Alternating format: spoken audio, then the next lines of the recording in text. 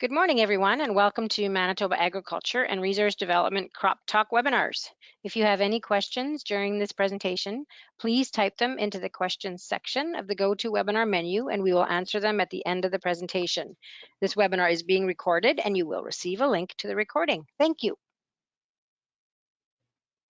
Thanks, Lori. I'd like to welcome everybody to the September 29th edition of CropTalk. And this week, we're going to have Dennis Lang on. Dennis is going to give us a little bit of an update on the soybean and edible bean harvest and how we did this year, what the crop looked like, some of the maybe the issues that he's seen throughout the year, and just an update as to how things went.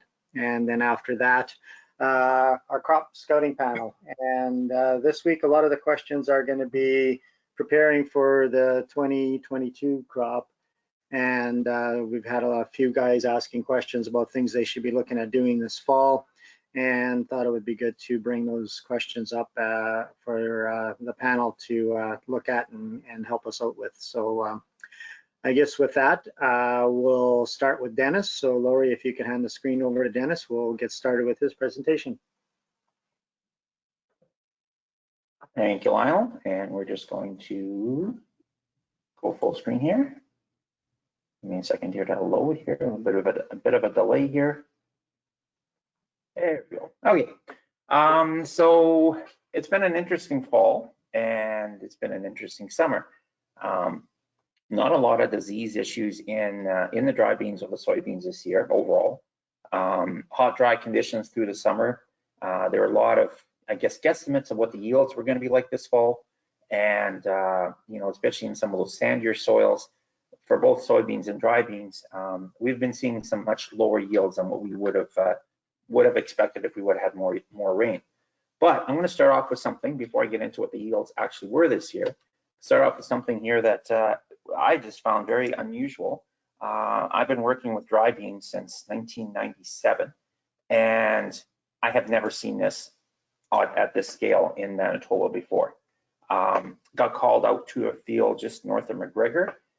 This picture would have been taken early September, and as you can see here on the left-hand side here, those plants look like they're basically in mid-July.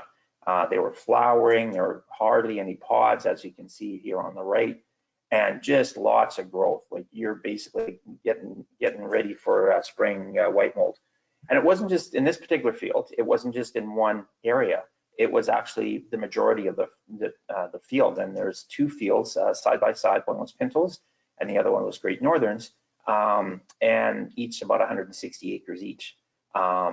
In this particular instance, being that it's that late, or hardly any pods, there's really nothing that the grower could have done for harvest. So I think in this case, I've talked to him recently, and crop insurance did write it off. Now that was one of my first calls, so I thought that was rather interesting. And I made a few phone calls around to different people in areas that may have seen this before, and they are seeing some of this. And this is all related to the dry conditions that we have seen this year. I'm going to go into it a little bit more as we go, but in this situation here, and again, this was not widespread, but it was also very interesting to see. And this was a field here where, very sandy soil. They missed all the rains in the summertime, and then when we started getting rains in August, things started to green up. Again, a few days later, again, another phone call. This is from a different area. This is from I guess the Manitou area, and a black bean field. Now, what's different about this field here is it did start to regrow, but there was some very good pot set there as well, and some late pot set. So again, they started to regrow, and this picture was taken about 2 weeks ago, I guess. And when I talked to them last week, it hadn't moved a whole lot yet. So being that it was still too early to desiccate in this situation, the grower decided to hold off, and we've had some really nice weather, so the crop has moved along a little bit. But as far as desiccation, that's something that it was just a little too early to do at that point. And the plants had started to dry down, but when they got that rain, they started to green up again. Again, not something you normally see on such a large scale. When you looked at some of those pods, And this is what the difference between the first field and the second field were, is that the second field here, the black beans, actually had full seeds in them. And you can see here, the purple seeds are again, still too early to spray. And this was about 2.5 weeks ago, I guess. So we decided to leave it just to get these to fill a bit more and get that color change. So it's a little bit different scenario, but different stages of the same condition. So now that brings me to soybeans. Now this is something that's rather interesting. This is actually from my own field. This is the east side of my field, and probably about 2 air seeder passes, so about 60 feet in, give or take. And you'll notice here on September 16th, these plants are quite green. The rest of the field was fully mature and almost ready for harvest. But in here, when you actually start digging into the canopy and you start finding mature pods in there, but the stems are still quite green. Moving ahead to September 28th, the field has been harvested, and this same area now, you can see here that I've taken a few little snips out of the more mature areas, but still lots of green material yet. So they just don't seem to want to change, even with the hot weather that we've had. In parts of the fields here, you can see here as well, grasshoppers kind of moved into a few little corners here and just kind of stripped the plants down, but the majority field looked like the previous picture with a few pods in it. Okay, so then comes yesterday. They were calling for rain yesterday, so I thought, you know what, we'll put the combine in there and we're going to see what these things look like and see if it's actually worth harvesting. So the first image here is just as I'm pulling in, and you can see here still lots of green material there left. The thing that's interesting, again, this is the east side of the field. It's probably left, the strip that's left there, and I'll show you in a minute, is probably about 30 feet. But what's also really interesting on the north end of this field, you'll notice the neighbor had soybeans here, and almost the same kind of thing. There's a strip, a green strip right along the one side of the field. Again, just grass green, and that's what we're seeing in most of the soybean cases. It's not whole fields. It's kind of the strip along one side, whether it's on the north side or south side, but it's always in one strip. Move on to the next slide here. Okay, so this is what the sample looked like. So the image on the left with all the green material in it, that was taken through that same green stretch, and looks kind of ugly. Lots of, a few pods in there, lots of material, lots of junk in there. Now, I was able to clean this up by just closing up my sieves, my top sieve, and you can see here how much of a difference there was, because those green pods I really don't want in there anyway. So if growers are looking at trying to put this through the combine, definitely close up your top sieve to clean that, to get those pods out of there, because that's just a little bit too much trash in there. But in this situation, you can see here how much of a difference just closing your sieve up makes. And the sample quality was good. Even in this first sample, the beans weren't stained at all. Just a lot of trash in there that you need to kind of clean up. And when you're dealing with that kind of green material, you have to kind of do that. Go to the next slide here. Now, along the very east side, that one strip there, that's going to get left. That strip was just, there was no pods left, no pods. And that's the interesting part about this, is as you got closer to the edge of the field, there were fewer and fewer pods. So that's kind of the stages of this condition, is that you have some pods that mature and some pods that don't. Some plants that produce pods and some plants that don't. We're calling this male sterile plants. Basically what happens is the hot, dry conditions at the wrong time cause the plants to shut down and not produce any pods, or very few pods, but different stages. Now, what I'm kind of thinking in this situation here, just because as often as I've seen it in different areas, and we'll kind of look at some of the different areas that I've seen it in, it's always that first pass or so when we're in the headlands. So I'm wondering if there's something related to the fact that those beans came up at a slightly different time in that first pass versus the rest of the field, and that's why the plants were at a different stage when that extreme heat and dryness occurred. And we're going to go to the next slide here. Okay, no, I'll go back one more here. And okay, I'm just going to show you a quick little video on it. So you can see here, it does go through the combine, okay, but in the end, it does kind of, it doesn't smear any of the beans, but it does smear kind of some of the material, or the back of the combine a little bit. So I'll have to do a little cleaning at the end of the day. So if growers are looking at this, and have this in their field. As you can see, it did take quite a number of weeks even just to get to this stage, and could probably have stayed for a couple more days yet, but they were calling for some rain today, and I kind of wanted to get most of it off. Again, it's not a very big area in my field, but I did get called out, and along with the Manitoba Pulse growers as well, to a field by Marquette. The same kind of thing, except this was a larger portion of the field. This was the north end of the field here. Very few pods actually showing up in these plants at all. But when you go to the south end of the field, the plants look absolutely normal. So again, possibly related to soil conditions and how they emerged in spring. But it's kind of what we've been seeing. We did take some soil samples, and they are looking at some possible other options, possibly a virus, but there's really no vectors that have been around this year, that insect vectors that really would have brought that in. So we're based on the people I've talked to in other areas, I think this is kind of what we're seeing, just the plants related to the dry conditions. So it wasn't just isolated to those areas. Brunkill been extremely dry this year, more so than other areas. Plants were not that tall. They were probably, I'd say about 6 to 12 inches tall in places. And looking at this field here, again, this is at the south end of that particular field here. You can see it's grass green. You can see all the new buds coming here too. And again, plants that shut down now starting to regrow. So the apical dominance has been affected here, so that you're starting to get regrowth from these axillary buds. But again, relates to the same thing. Field number 2 in Brunkill here, again along the roadway.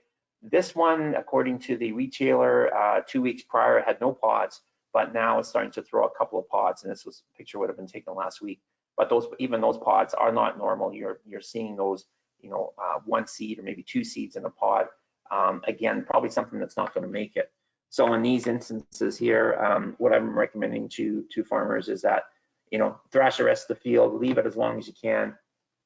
And then at the end of the day, be prepared just to kind of either, put it through the combine once the leaves dry down enough that you can, or shred it. The frost will, help take it out too whenever we do get that frost. But so far in September, it's been pretty open here. So again, just another example of what that particular field looked like. And again, always along the roadway as well. And you can see here these buds at the top of the plant here. Again, not normal for this time of the year. So the dry weather just kind of really goofed it up. So at the end of the day, it's most likely the hot, dry weather that we had producing these male sterile plants. Again, very extreme dry conditions, and that seems to be what's happening in some of these regions. It's not really varietal related, although the varieties that we did look at were the same, from the same genetics, I guess you'd call it. But I did see it in some other fields in the area. A lot of it just depended on your seeding dates and how it emerged. The hot, dry conditions during that critical flowering period caused the plants to stop growing, and then we got that rain later on, and then it kind of plants decided to start to regrow again. Male sterile plants, normally we only see the odd one in the field, but this seems to be a lot more pronounced this year. Again, we may not see it again in my career, but it's just something that we did see this year. Again, mostly in headlands, and because of it happening in headlands and field edges, I'm thinking there might be a bit of a relation to how the plants came up, maybe a bit more compaction in those areas, possibly in the headlands, and that's those sometimes just a day difference might make a world of difference at the end of the year. As far as the dry bean crop this year, just to kind of give you a bit of an update on where the yields are at this year and where the acres are at. Quite surprising, actually. In 2020, we had a total of about 185,000 acres, and talking with the industry in spring, we were kind of projecting somewhere around 150,000 acres. And as we start getting some reports in from MASC, and these are the last numbers that I have at 95% keyed in, and I did just round these to the even to an even number here, but you can see here the pinto beans didn't drop as much as I was expecting to drop, at least another 10 or 15,000, but we ended up with about 86,000 acres. White beans around 40,000, which is pretty consistent with the previous year. Kidneys dropped a bit, 9,400 acres this year. Cranberries actually went up a bit, and black beans actually went up as well. This one was kind of interesting because I talked to a number of companies. We were all kind of projecting that the acres would be quite a bit down, and then I happened to hit a couple of companies that did some of the contracting and found out that those acres would be much higher. So we were pretty close on this one here. The other colors, which are Great Northerns and Pinks, they were around 6,700 acres. So in the end, 174,000 acres for this year, and so not as much of a drop as the previous year. So we're roughly about 80% complete. Been traveling around the last few days and still seeing a few dry bean fields to be taken off yet. So thinking by the end of next week, I think everything should be pretty much wrapped up on the dry beans. Yields are pretty much all over the map this year. 1,000 to 1,200 pounds seems to be pretty common where moisture was limited, but there's also been some 500 pounds per acre yields being reported in those areas too. Areas that got a bit more moisture, they were 1,600 pounds or higher. In some cases, over 2,000 pounds I've heard as well. So how does that compare to long term? Well, back in the mid 2000s, we were probably looking at 1,400 to 1,500 pound average yields. But more recently, in our 5-year average, we're looking about 1,700 pounds. So we're definitely going to be a lot lower than the 5-year average, and probably going to be in that 1,200 to 1,300 pound range when it's all said and done. But we'll know more here once the crop is all harvested. But kind of disappointed, I think, for most growers. I think the quality from the growers I've talked to and the industry folks I've talked to has been very good. We haven't really had any significant rainfall through the harvest period here to really affect the quality. So overall, even though there has been a little bit of definitely a reduction in yield from previous years because of the dry conditions, the overall quality is good. I only had a couple of samples that had bacterial blight issues in it, but nothing that's of any concern at this point. So what about soybeans this past year? Well, as far as what we planted in 2021, we're sitting at that 95% keyed in, about 1.2 million acres. So it might be a little higher yet. We might be, once it's all in, we might be somewhere between 1.2 and 1.3. Kind of what we sort of expected, a little bit of an increase from last year. I thought maybe we might get up to as high as 1.4 million, but I think canola acres definitely took some of those acres back because there was lots of canola that went in this year. And the soybean yields, maybe not quite as variable. And I think there's lots of surprises. And from a lot of growers I talked to, early expectations were 25, 30 bushels kind of across the board. And then once we actually got into it, and we started seeing some 30 to 40 bushel yields. And even those 30 to 40 bushel yields, it wasn't always an issue of catching more rains. Sometimes it's just a matter of how much residue you had last year, and how how dry things were in spring. That seemed to carry things through a bit more. What stubble you put it on, if you had it on cereal ground versus, let's say, canola ground, then you would see a little bit more, a little bit better moisture carry over into the following year. So it's really something to kind of keep in mind. I'm going to throw a plug out tomorrow here. So if you do have soybean ground this year and you want to work it, be very careful about making that decision to work it. We have been very dry, and working that ground and leaving it black all winter is not going to be a good thing for soil erosion come next spring. And I've seen a few cases of that from last year. So keep those things in mind. We did see some lows though in the soybeans at 15 to 20 bushel per acre yields in that very extreme dry sandy soils. But even in that Brunkill region, where it's a little bit heavier ground, they just did not get the rains this summer. And so 15 to 20, and even some lower reports of yields in those areas there as well. But that's kind of across the board for the crops in those areas as well. On the more positive side, I'm hearing some good numbers from up in that Beausejour area as well. They seem to capture more rains there, and so 35 to 40. So for now, I'm probably going to be somewhere in that 25 to 30 bushel range as far as what my guesstimate is going to be for the average yield. If I had to put a firmer number on it, I would probably say we're going to be somewhere in that. I would probably say about 30, I think, just based on kind of what I've seen with some of the highs there, that might be enough to bring those yields up. With that being said, I'll kind of wrap it up for any questions that you may have, and thanks for now. Okay, Dennis. Yeah, a couple questions have come in, and I guess I'll start with the first one here. What happened to that field, I guess, in the first one you were talking about those 150 acres that got written off? And did they work the field up, or did they take it to harvest? No, they're going to work it up.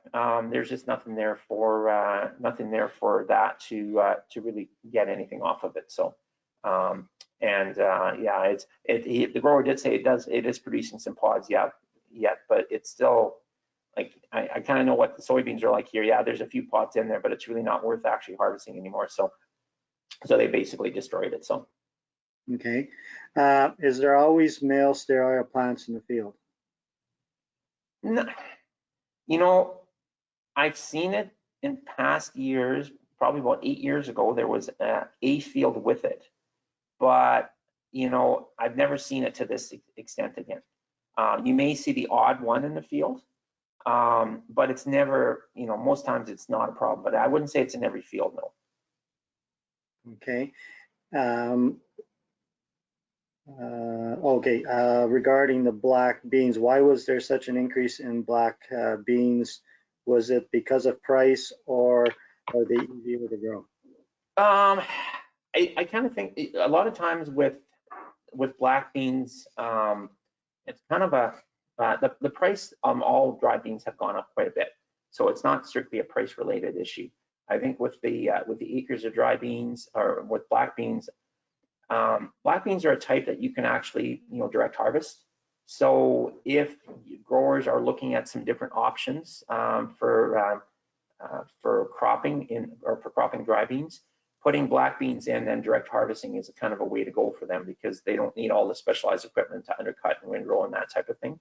So sometimes there's maybe a little bit more. I think maybe one of the companies had I guess a bit of a market for it, so they contracted a bit more there. So yeah, it's more just related to nothing specific that would have increased the acres. And we're usually in that 20 to 27,000 acre range. So there's always a little bit of fluctuation there as well. So. Okay. Could some of the better yields in Beaujolais be related to inoculant, maybe getting better use of the inoculant because they had more moisture? I wouldn't say that. The biggest thing, the inoculation for the most part has been pretty good across, you know, in areas that we've gone into. The Beaujolais area actually had more frost damage than other areas did. Talking to my colleague Terry Buss out there, he was quite surprised actually on some of the plants that did recover, and some of the plants that he thought would recover didn't. So I think most of it just, they seemed to catch more rain through the summer and just was more consistent there, and really kind of pushed those yields a bit more. But overall inoculation, I haven't had any real failures this year in inoculation across the board. So. Okay, and I guess just a comment from myself, I would probably agree with you with the 30 bushel an acre average. I think from what I've been seeing and talking to producers, that's kind of what I've been seeing a lot around, you know, just below or just above the 30. So I think you're probably pretty close, I would say, on your guesstimation there.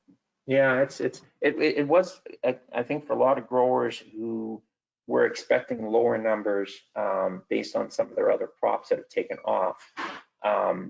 The soybeans actually surprised me in some of these fields, because I know the areas that did get, maybe they got adequate moisture, if you want to call it that, for this year. It's kind of, if I can describe it that way, it seemed to be always dry. There's cracks in the ground in the wheat, and there's cracks in the ground in the oats. But yet when you pulled into the soybeans and you made a couple passes, you're like, okay, how many acres did I do? It seems to be coming out a bit better than what I was expecting. And I think the big difference this year in the fields that were in that 30 to 35 bushel range was that the stands were relatively even. There was pods, and a good number of pods on every plant. And that seems to make a difference when you're looking at yield versus having, the plants that have, the so-called, 5 beaners. You find the 5 beaners in there in certain pods, but this year it was more consistent across the field. But again, they're depending on what the area that you're in, there definitely are some low yields. They just didn't get any moisture through the growing season, so they were down to that 10 to 12 bushel range. So that's pretty much it. Good. Okay, well, thanks, Dennis. That was some good information regarding the beans and as how they did for this past year. So thanks for that update. So now we'll go to the crop scouting panel, and as I mentioned, there's been a few questions coming in regarding harvest has come off early and in a lot of areas, and producers are, I don't want to say it, but they're looking for things to do. So we're getting questions as to, some things that are maybe a little bit out of the ordinary. And one of the first ones is going to questions that for today. I'll go to Marla and John, and getting several questions on improving field entrances and saline areas. Producers are talking about soil ripper. So if I get you guys to maybe just say what, describe or talk about what a soil ripper is, what it does. Is it going to help these areas? And I guess just your comments on the use of ripper from some of these areas. Sure thing, Lionel. First of all, the words that make a soil management specialist shudder is that, well, we have time this fall. And sometimes that gets to be a scary phrase because yes, we do have time, but that time sometimes is better spent fishing or doing something else. So the ripper, yes, it is a thing, and it can break up some compacted soils. So one of the things that I often talk about with regards to the lack of kind of supporting data or information regarding using something like a subsoiler or these types of deep rippers is that it takes a lot of horsepower in order to actually drag one of these three things through the field. And because it takes a lot of horsepower, it requires a lot of fuel. So the cost of subsoiling, it can be quite expensive. Then the question becomes, is it actually going to pay for itself in increased yield? And so to that effect, in Iowa, they had done some field studies where they actually ripped half of a field and left the other half untouched and looked at increased yield and profitability from it. And what they found was on these farm studies where the farmers were actually doing this and monitoring fuel usage and the cost of subsoiling, it was a 50-50 chance of that subsoiler actually paying for itself, or the act of subsoiling. So what they came up from that study was saying, stick to the lands that are compacted, are bad, so such as the headlands. So that might be one of the reasons why people think about doing the headlands. That being said, the act of breaking up or using a subsoiler, first of all, you want to go down just as deep or just below the depth of actual compaction. And so if your compacted layers go down, say 10, 12 inches, you don't want to sink it down to 24 inches, because if you are potentially causing any smearing or other compaction from the use of this additional piece of iron, it goes down deep enough that you can't fix it by going deeper, because you've basically sunk this thing in as deep as it can go. So go about an inch below what that compacted layer is. And in order to find out where your compacted layer is, take your shovel out, get out to the field, dig around a little bit in that headland to try to figure out how deep that compacted layer actually runs. Beyond that, the question then is, if I rip it open and improve water movement down into my soil profile in those headlands, will I be fixing salinity? And the answer is, we don't always know what the impact is going to be. I've seen this go positively, and I've seen this go very poorly. So sometimes, yeah, we might crack that soil open and allow for some downward water movement. Other times we are actually opening up that soil, and by opening it up, we're encouraging more upward movement of water through the evaporation that happens, which increases the salinity. So could help, could make it worse. It's kind of a scary one in that regard. So keep that in mind. If you're going into saline areas, quite often some of those saline areas might have moisture down below. That's part of the salinity problem, is the water that's coming up towards the water table or towards the surface and bringing those salts up with them. Recognize that if you are using a subsoiler, it needs to be very, very dry for it to be effective. If there is moisture at depth, that moisture is actually going to cause that soil to smear at the base of that shank, and that actually causes more problems. So it needs to be near permanent wilting point, extremely dry, all the way to the depth that that subsoiler shank is running through the field. And that is what you want for that subsoiler to accurately or actively kind of shatter the soil profile and kind of cause that soil compaction to break up a little bit. Don, any other comments? I think you're on the line. Yes, I would just say I'm not so sure about Lionel's part of the world, but in this part of the world, Mother Nature was busy subsoiling our soil all summer. And Exactly. we have tremendous cracking in clay soils to depth. And although we've maybe had some rains that have helped seal some of those cracks up, a lot of them are still there, but the fracturing has already taken place. Mm-hmm. Any harvest done on those fields, it was like on a runway, like the soil is so firm. So there's been so already this year we've experienced natural subsoiling or natural correction of compaction, and we've not had it so wet this fall that we've recompacted it. So why touch something that is not required? So Lionel, I'm going to share with you your response to these farmers that are looking to subsoil. This is what we used to use in Ontario. And you say, probably you should go subsoil your neighbor's field. That way you will feel better.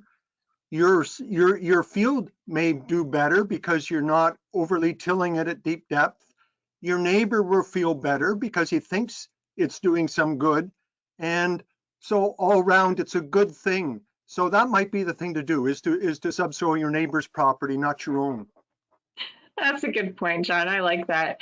But that becomes that's totally part of the mentality of feeling like we've done something. And I agree.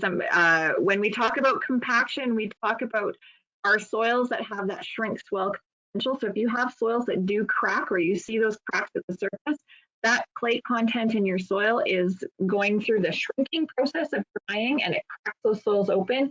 And that wetting and drying process, and we finally got drying this year, not the way that we wanted it to, but we've gone through so many wet years, we haven't been having that cracking. But that drying action that's happening is breaking up naturally that compaction, more so than freeze thaw is. So we have that benefit where you do get those cracks. That is actually Mother Nature's way of subsoiling for you. Okay, great comments, guys.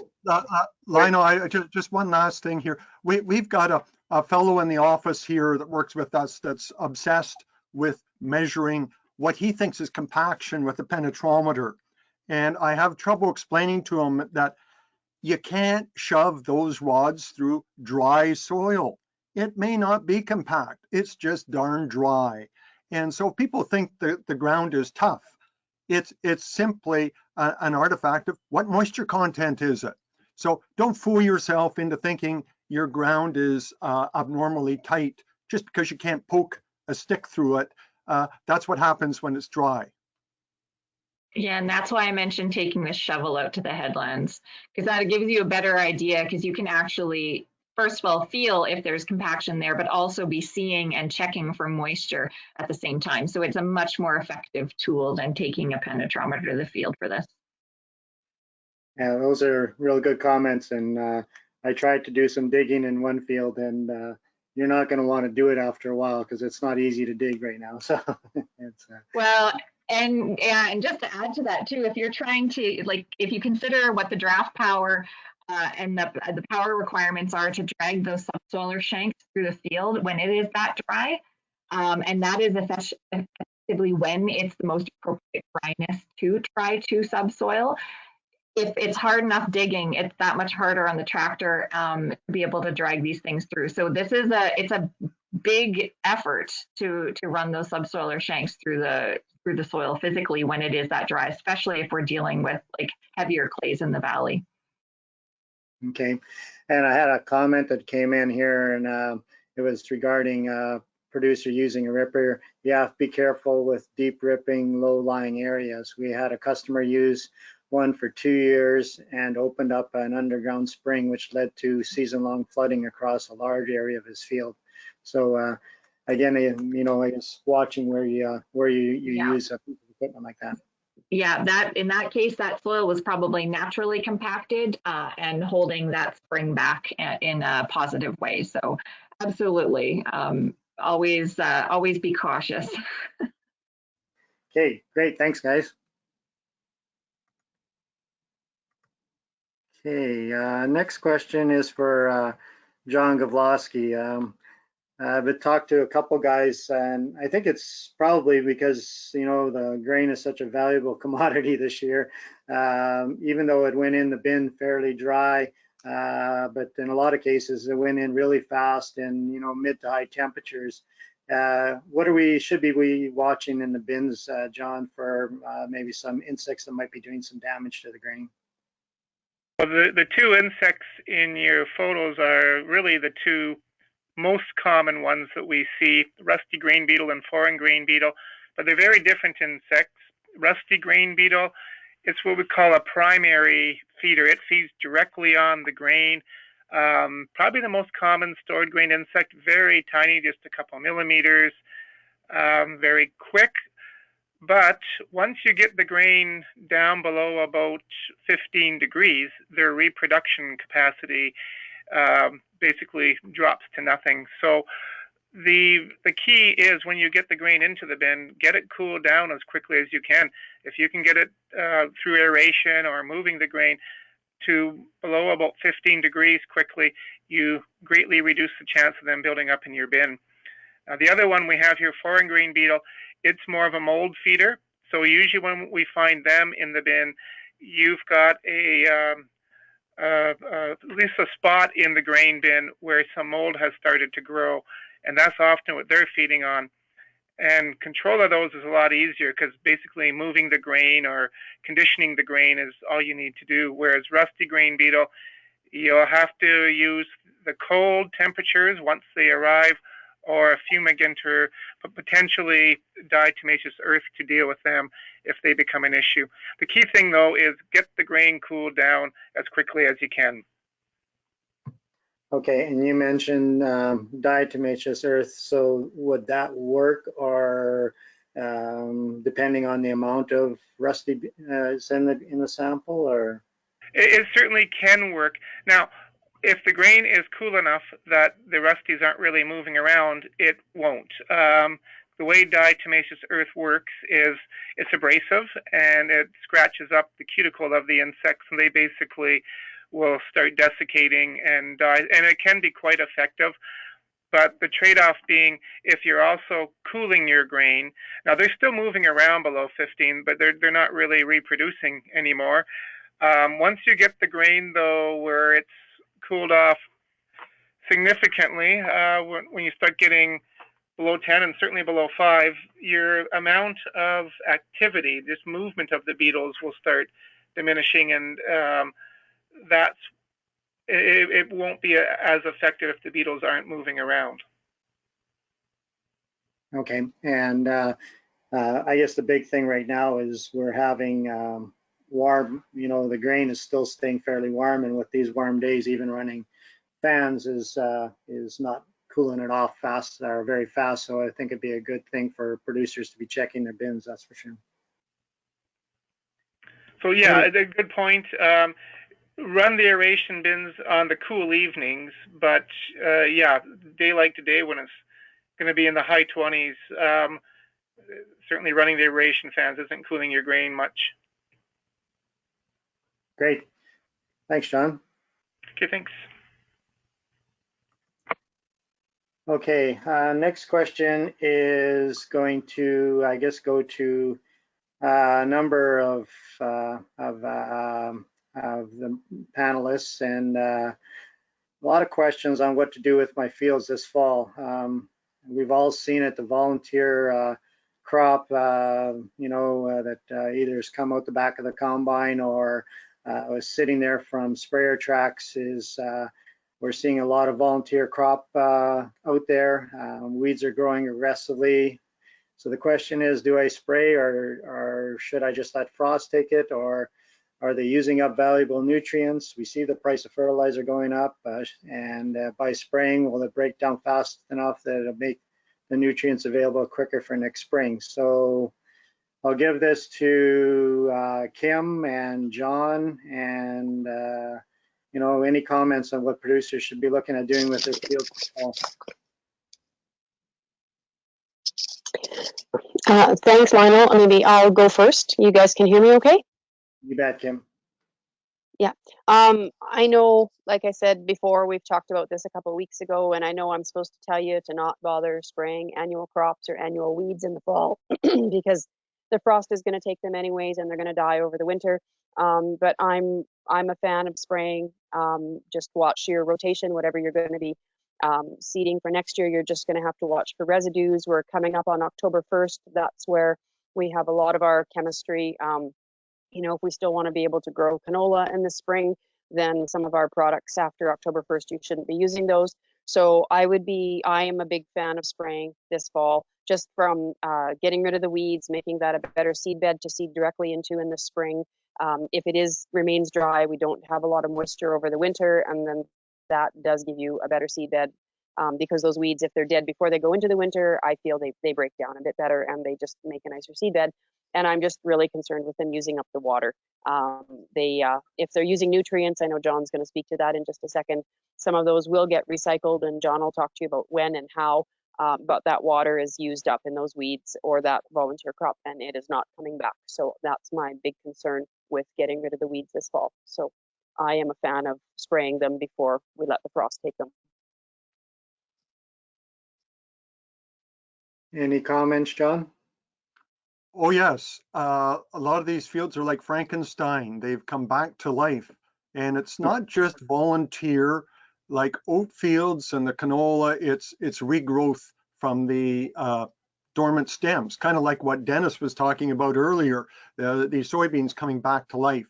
And so they're behaving like weeds, or dare say like a cover crop that you spend $34 an acre seeding.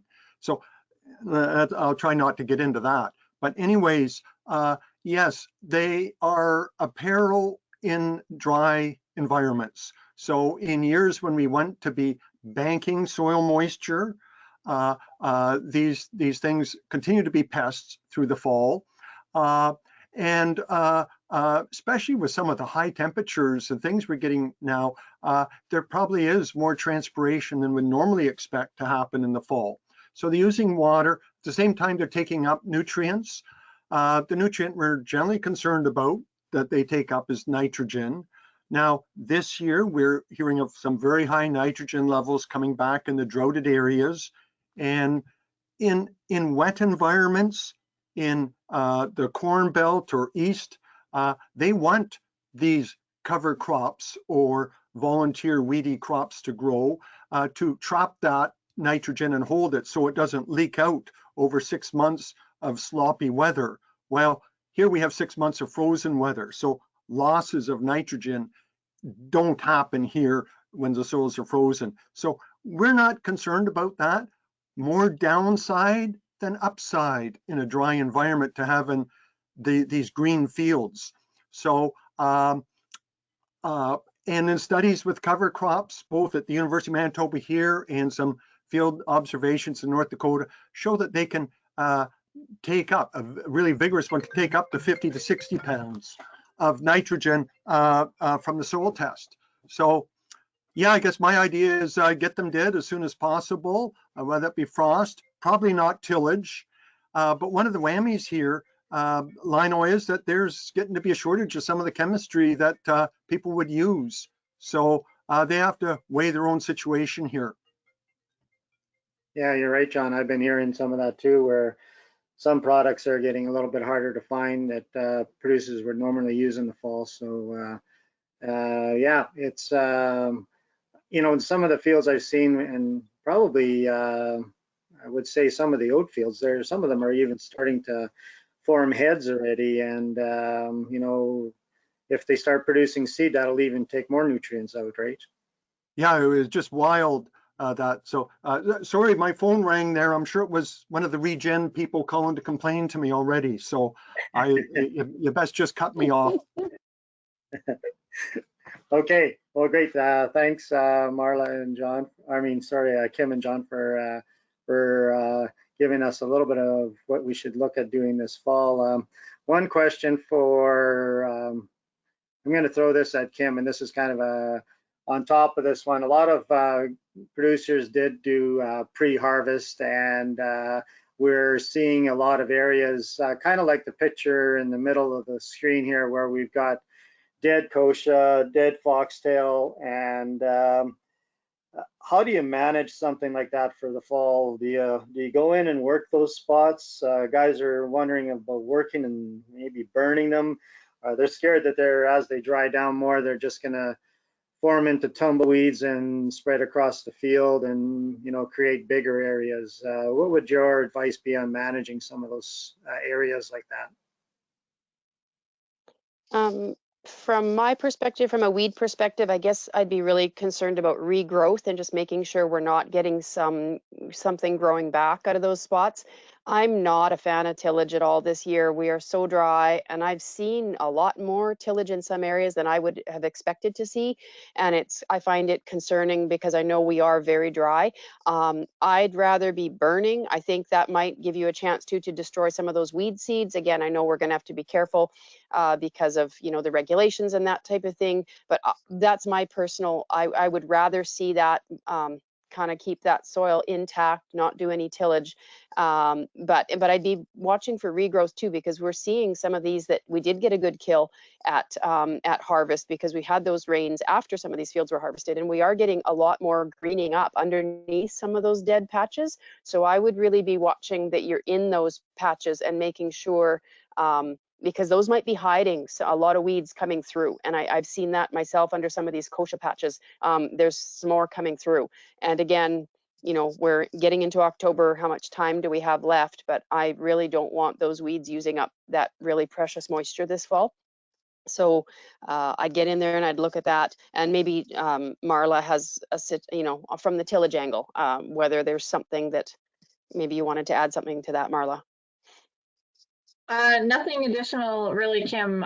Same thing. I definitely prefer not to be seeing any tillage, and especially if we're dealing with things like kochia, those are growing in saline patches typically, and in those problem patches, that any amount of tillage is just going to bring more moisture up and cause more of a salinity problem. So, yeah. Great. Okay. Thanks, guys.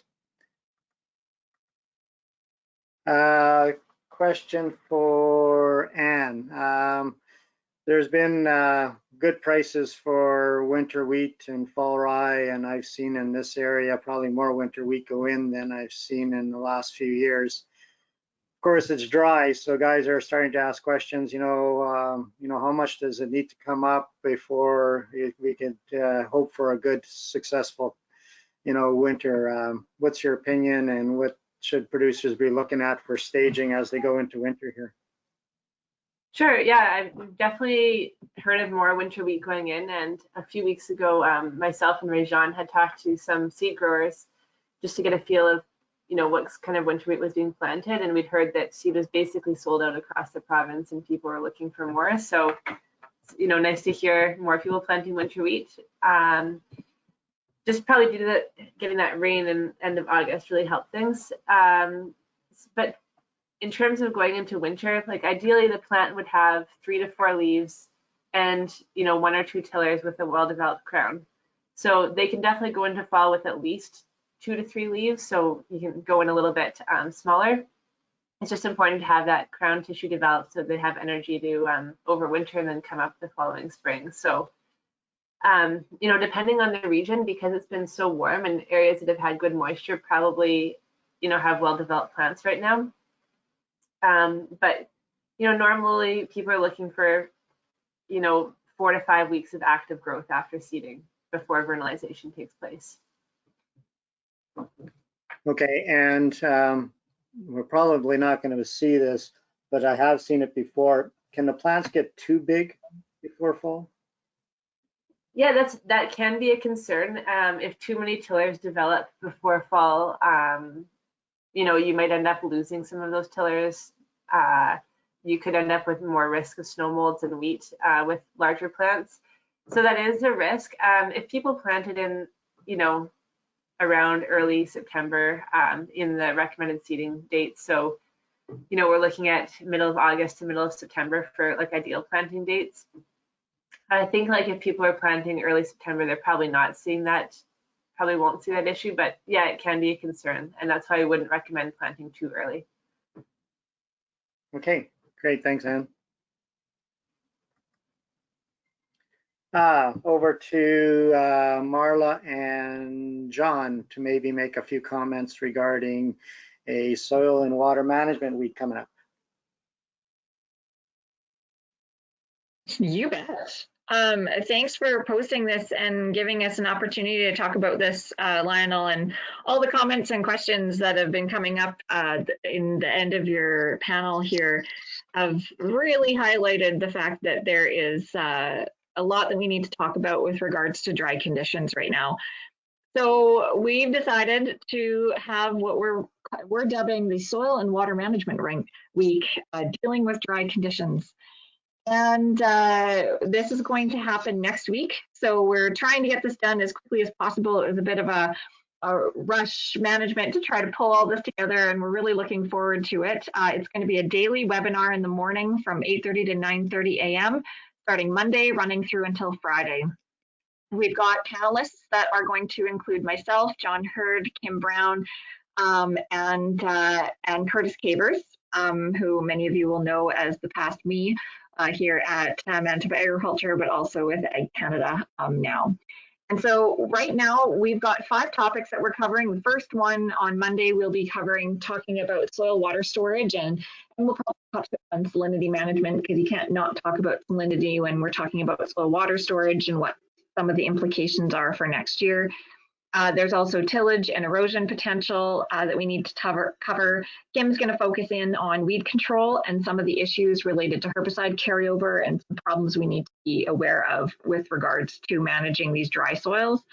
John's talking about soil fertility management, and then we're hopefully having someone come in to also talk a bit about cover cropping, since cover crops are a topic a lot of people want to talk about, but there's always that impact of weighing those risks associated with a cover crop, as we've already talked about a bit today.